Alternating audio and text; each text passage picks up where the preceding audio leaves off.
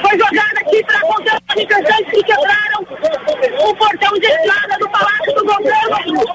Tem gás lacrimogêneo foi lançado aqui do lado de fora para conter os manifestantes que quebraram o portão de entrada do Palácio do Governo. Os manifestantes pegam as bombas de gás lacrimogêneo e devolvem para dentro do palácio, onde estão os policiais militares que estão impedindo a entrada desses manifestantes, milhares deles do lado de fora.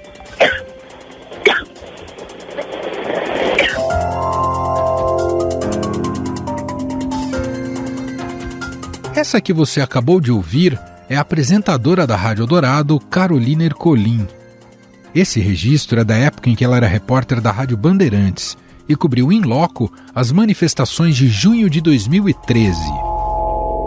Um ano que mudou a história recente do Brasil e da política brasileira.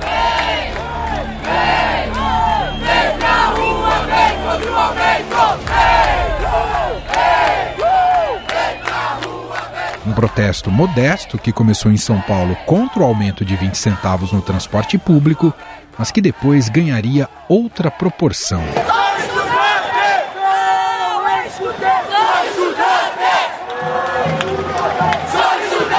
Inclusive, para muitos analistas políticos, junho de 2013 é um mês que ainda não terminou e continua trazendo consequências para o país.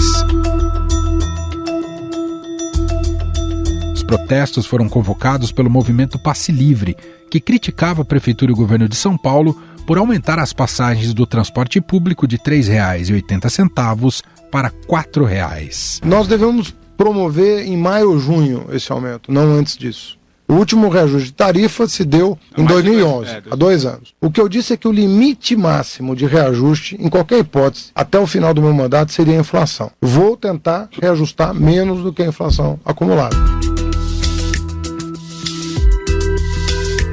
Por causa da repressão policial, os protestos passaram a ganhar força e cada vez mais adeptos. No meio do movimento, os denominados Black Blocs viram a oportunidade de espalhar toda a sua violência contra o patrimônio público e privado. Foram mais de 4 horas de caminhada pacífica, até que um grupo pequeno de manifestantes partiu para o vandalismo. É nossa obrigação e dela nós não nos afastaremos. O direito de protestar e se manifestar pacificamente é um direito do cidadão.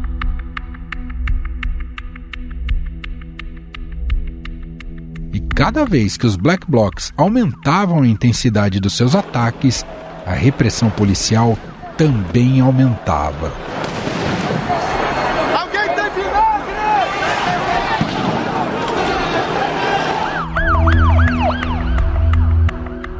Jornalistas também foram agredidos com cacetetes e balas de borracha disparadas à altura do rosto enquanto cobriam as manifestações, além de serem alvos também de manifestantes.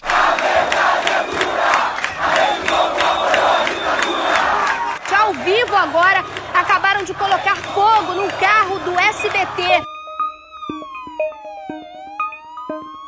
Em solidariedade aos manifestantes do Brasil, protestos feitos por brasileiros ocorreram em Portugal, França, Alemanha, Irlanda, Canadá, dentre outros países. Cerca de 300 brasileiros cantaram o hino nacional em frente à famosa Catedral de Colônia, na Alemanha.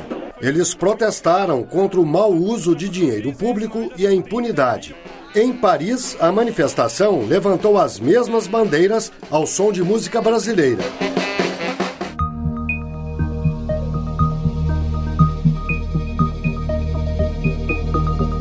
Logo, os protestos passaram a fazer parte do cotidiano de várias cidades brasileiras, e a pauta já não era apenas os 20 centavos.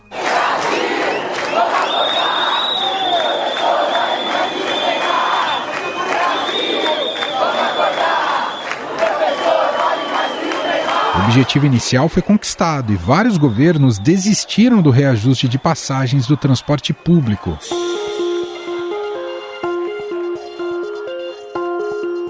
A repórter de política do Estadão, Adriana Ferraz, que na época cobria governo e prefeitura de São Paulo, relata os momentos de tensão nos gabinetes de Geraldo Alckmin e Fernando Haddad. E, por sua vez, Fernando Haddad, que era prefeito, teve que lidar logo no início do seu governo com uma derrota enorme. A presidente na época pedia para que se segurasse as tarifas para segurar a inflação, né? Porque a tarifa de ônibus exerce ali uma influência direta na inflação. E o Fernando Haddad, que era o prefeito aqui na época, segurou o que pôde e anunciou então um aumento, que era um aumento de 20 centavos na tarifa. Essa ficou uma marca, né, das manifestações, não são os 20 centavos, né, mas foi um aumento que ele anunciou em função ali dos cofres da prefeitura, das contas públicas, mas depois de toda aquela repercussão, ele acabou voltando atrás. O governador na época de São Paulo era o Geraldo Alckmin, hoje vice-presidente, né, e também voltou atrás, porque aqui em São Paulo, né, Manuel, as tarifas são conjuntas, elas têm o mesmo preço, tanto o ônibus como o metrô. E naquele caso, então, as duas passagens subiram e depois os dois governantes recuaram e diminuíram o preço, mas aí as manifestações já tinham se espalhado pelo país e não era mais por causa dos 20 centavos, Emanuel. Como disse a Adriana Ferraz, mesmo com a revogação do aumento das passagens, o movimento continuava crescendo e as pautas passaram a ser mais difusas, com pedidos de melhorias nas áreas de saúde, educação, segurança pública e muito mais.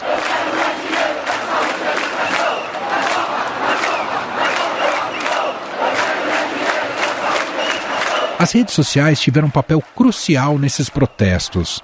Inicialmente, elas serviram como um espaço de organização dos atos.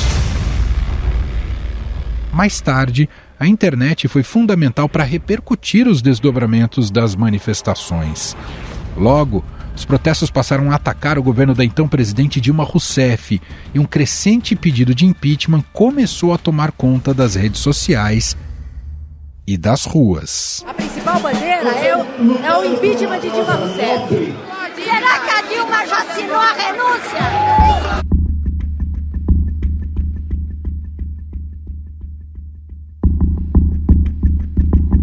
Dilma, que tinha um índice de aprovação de 57% na época, viu sua popularidade derreter conforme os protestos avançavam. As ruas, que historicamente eram ocupadas pela esquerda, passaram a ser disputadas por grupos que se opunham ao Partido dos Trabalhadores.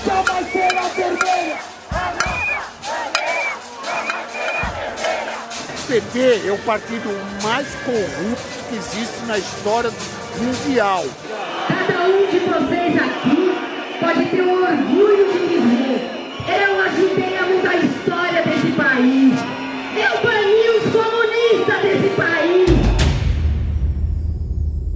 A vereadora de São Paulo pelo PT, Luana Alves, que participou das manifestações, lembra bem essa entrada de novos personagens nos protestos. Eu, em junho de 2013, eu estava na universidade, era uma estudante de graduação, sou uma mulher negra que não veio de família rica, eu consegui entrar na universidade pública em 2012, vim morar em São Paulo, vim de outra cidade, e obviamente que a pauta dos 20 centavos me atingia diretamente. Mas o fato é que o que eu vi naquele momento foi, acho que dá para dizer sim, um fim, ou se não um fim, uma transição muito grande do Pacto da Nova República.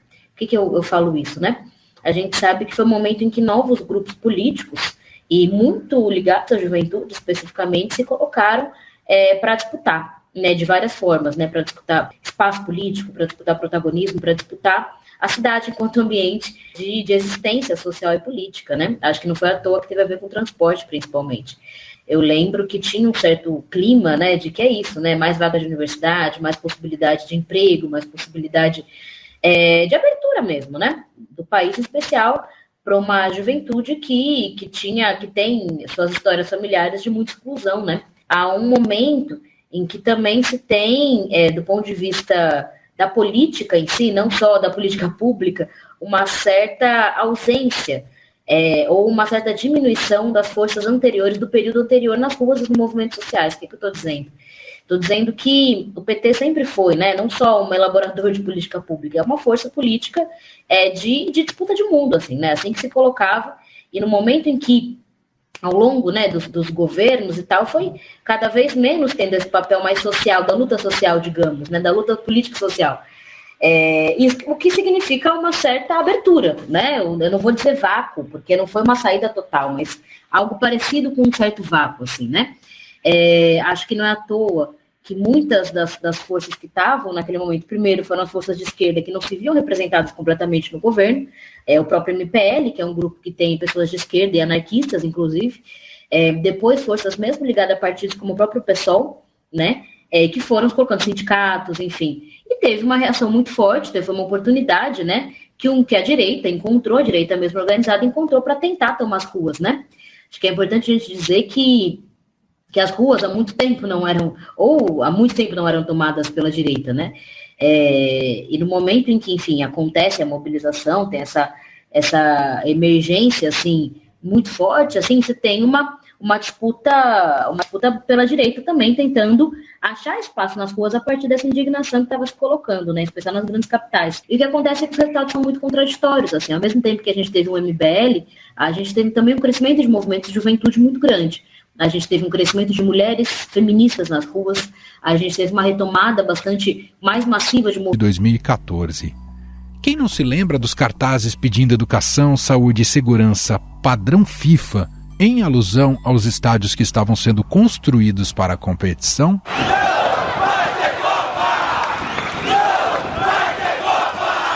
O dia 20 de junho marcou a maior manifestação de 2013, com mais de 1.300.000 pessoas nas ruas em 130 cidades.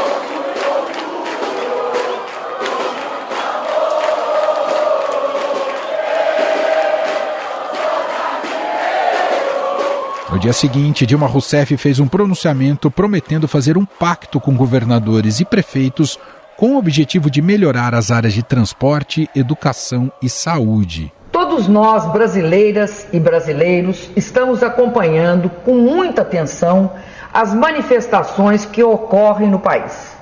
Elas mostram a força de nossa democracia e o desejo da juventude de fazer o Brasil avançar.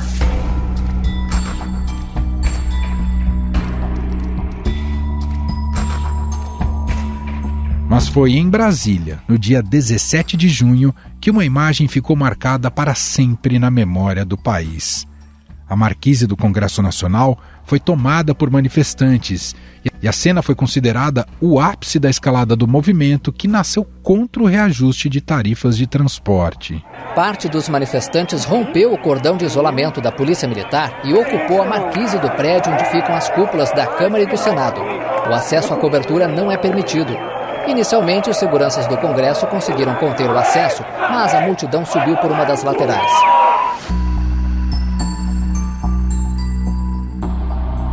Para a classe política, o maior desafio à época era tentar identificar o que desejavam aquelas pessoas que iam às ruas protestar.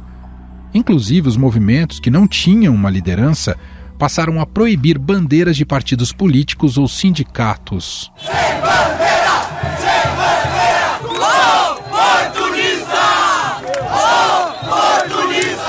Presidente da Câmara em junho de 2013, o então deputado Henrique Eduardo Alves, preso da Lava Jato, disse que o dever da classe política era fazer a leitura correta sobre os protestos.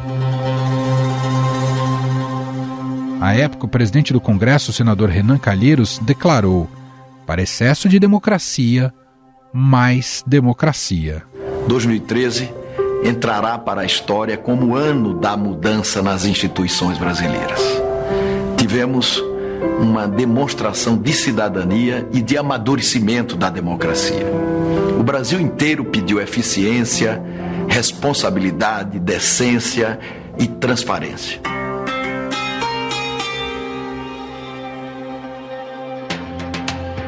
Em um pacto entre as casas, ambos colocaram em votação uma lista de projetos para tentar contemplar os desejos variados das ruas.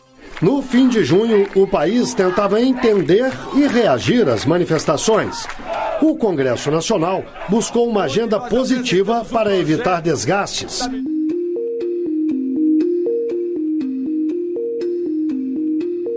Diante da pressão popular sobre o Congresso e o governo, Dilma apresentou um pacto pela responsabilidade fiscal, estabilidade da economia e controle da inflação, mas as medidas ficaram só na promessa. Dilma também apresentou a proposta de um plebiscito para o eleitor decidir sobre a convocação de um processo constituinte específico destinado à reforma política, mas a ideia não foi para frente.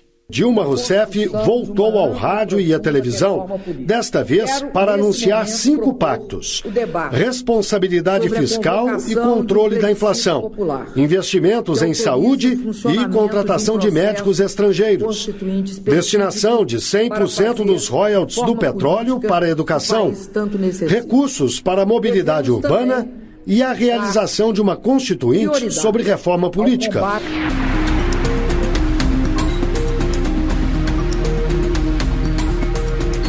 Entre outros assuntos, o governo federal prometeu melhorar a qualidade do transporte público e construir UPAs, UBSs e hospitais, além de fortalecer o SUS.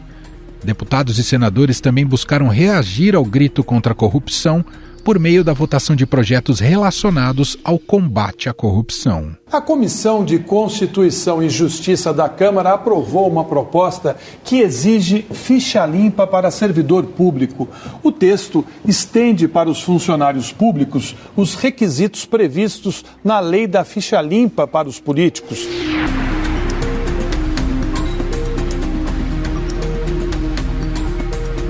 Desses movimentos de 2013, saíram algumas lideranças políticas que hoje estão nos legislativos do país, como é o caso da deputada federal pelo PSOL, Sâmia Bonfim, que conversou com o nosso podcast. Bom, eu falo sobre junho de 2013 de diferentes perspectivas, né? A primeira é sob o olhar da jovem, que tinha 22 anos e que estava ali mais um ano fazendo manifestação contra o aumento da tarifa. Esse é o primeiro olhar de quem vivenciou do primeiro à última manifestação e viu mudanças muito grandes. No início, nós éramos poucas centenas de jovens, a maioria deles independentes, né, sem relação com nenhum partido político, e alguns partidos da extrema esquerda no Brasil, né, PSOL, PSTU, e poucos movimentos sociais como o MTST. Eram manifestações pequenas que marcavam um calendário anual de mobilização, né? Porque o aumento da tarifa do ônibus e do metrô tinha um impacto muito grande para jovens trabalhadores como eu, na renda mensal. E acabou que aqueles jovens que inicialmente chamaram as manifestações, evidentemente perderam completamente o controle sobre os seus rumos, né? Principalmente porque daí grupos com financiamento empresarial, com alinhamento ideológico mais à direita estiveram presentes. No fim das contas, teve a redução da tarifa e a médio prazo teve uma nova dinâmica política no país, que foi a política nas ruas começou a ter efeito sobre aquilo que se definia no parlamento, a direita começou a disputar as ruas também como um palco político que antes era somente protagonizado pela esquerda, pelos sindicatos, pelos movimentos sociais. E isso mudou muita coisa no Brasil, né? Hoje a gente vê uma série de lideranças políticas de direita, por exemplo, que são oriundas desse novo momento das ruas, né? Acredito também que muita gente diz, né? Olha, ali foi o início do bolsonarismo no Brasil. Não vejo dessa forma, não acho que é tão preto no branco. Acho sim, claro, evidentemente, como eu já disse. A direita e depois a extrema-direita se organizou e aprendeu a disputar o sentido das ruas.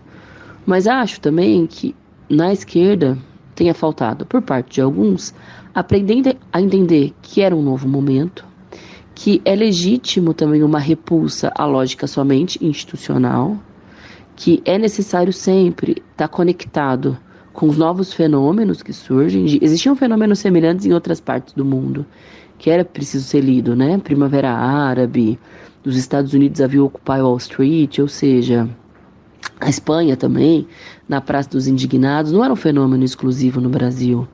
Existia uma nova leva que não tinha relação com partidos, que negava as instituições, que queria pautar novos temas na política que até então não se sentia contemplado.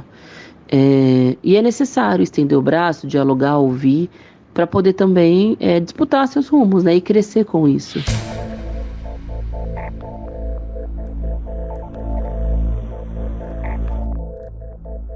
Reeleita em 2014, Dilma Rousseff sofreu impeachment em 2016, sob acusação de crimes de responsabilidade fiscal.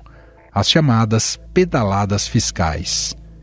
Ainda na esteira das manifestações, a Lava Jato surgiu e ganhou respaldo popular ao colocar empresários e figurões da classe política na cadeia. Se você tem um esquema de corrupção, é melhor você ter isso descoberto e algumas pessoas punidas desse esquema de corrupção do que você ter esse esquema de corrupção oculto para sempre.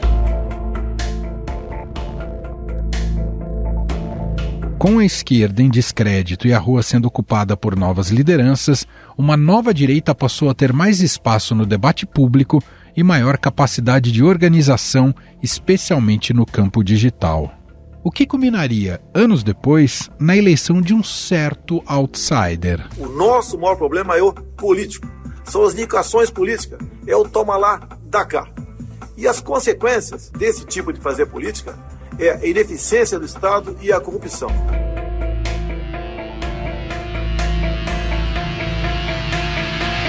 Afinal, de que maneira as jornadas de 2013 mudaram nossa realidade política e social? Quais foram as consequências? Para refletirmos sobre o tema, vamos conversar com o cientista político e professor da FGV e colunista aqui do Estadão, Carlos Pereira.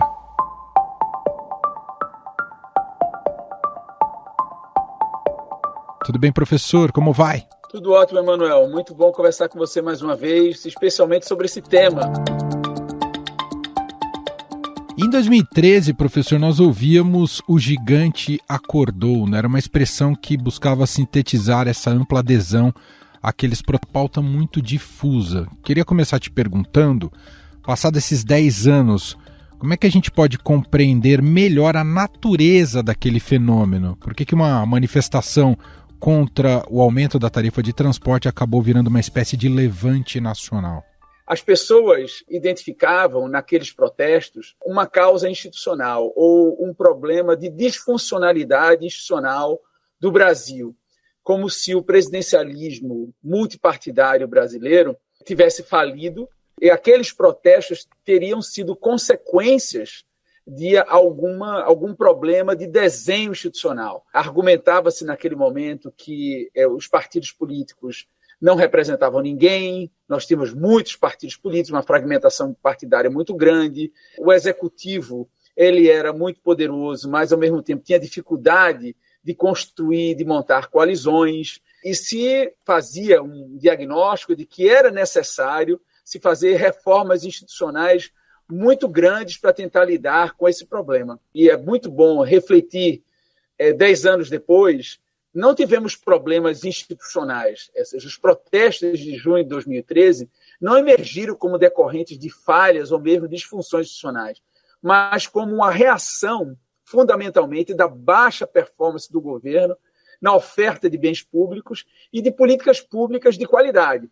Então, houve uma espécie, Emanuel, de grande reversão de expectativas diante do excelente desempenho econômico dos anos anteriores. Lembra que em 2007, 2010, o Brasil viveu um apogeu de crescimento econômico, né? Se eu não me engano, em 2010, a taxa de crescimento foi 7,5%. Isso significa que muita gente melhorou de vida do ponto de vista, inclusive privado, conseguiram ter acesso a uma série de bens e de muito fácil acesso a crédito, né? O crédito no Brasil ficou muito fácil e barato. Então, houve um endividamento recorde no Brasil. E o processo de inclusão, quando aconteceu, ele não foi uma inclusão eficiente. Ou seja, esse crescimento que foi gerado não gerou uma inclusão efetiva, mas gerou uma inclusão dissipativa, ou seja, com uma série de distorções. Eu lembro, inclusive, que uma das distorções muito grandes, inclusive verbalizadas durante os protestos de 2013, foi em relação à contradição em um gasto público altíssimo, por exemplo, na construção de estádios padrão FIFA, né, ou mesmo reforma de estádios para que o Brasil sediasse a Copa do Mundo, mas não tínhamos escolas públicas ou mesmo hospitais públicos no padrão FIFA. Num cenário também, uma percepção generalizada, uma sensação generalizada de corrupção no Brasil, né? Quer dizer, as organizações de controle no Brasil foram muito eficientes no combate à corrupção, especialmente a partir do escândalo do Mensalão, no primeiro governo Lula, e a corrupção, que inclusive era um assunto não prioritário, quando você perguntava para o eleitor mediano brasileiro quais eram as principais preocupações, ele sempre vinha em mente desemprego, violência, saúde, mas nesta década, corrupção supera todos esses problemas e se torna a principal preocupação. Sinaliza, vamos dizer assim, que o Brasil foi também vítima do seu próprio sucesso no combate à corrupção. Entendeu? Foi um efeito perverso não antecipado. E queria te ouvir um pouco sobre redes sociais e internet como elemento de coesão dessas mobilizações, visto que as ruas em geral eram ocupadas em outros protestos até então, muito vinculadas ou a movimentos sociais de esquerda ou a sindicatos, né, e evidentemente aí protestos mais localizados. A gente observa em 2013 uma tomada das ruas muito mais heterogênea. Queria te ouvir se a gente pode colocar nessa conta o que se já convencionou chamar de República Digital nasce aí, professor.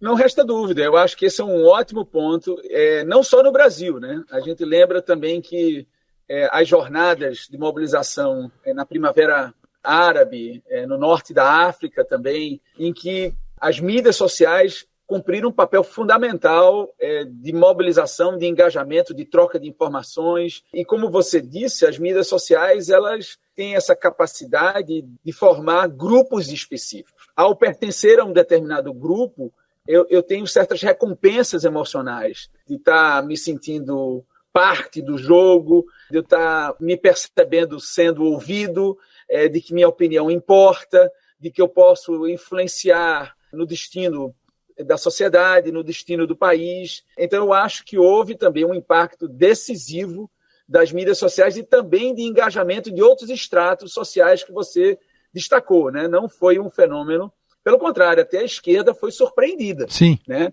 No caso brasileiro, até os partidos políticos foram surpreendidos, porque no início, especificamente, os partidos políticos foram rechaçados desses movimentos. Professor, quanto às jornadas de 2013, as manifestações de 2013 podem ser entendidas também como um marco temporal para o processo de impeachment da presidente Dilma Rousseff? Teve um hiato grande aí dos protestos para o impeachment, né?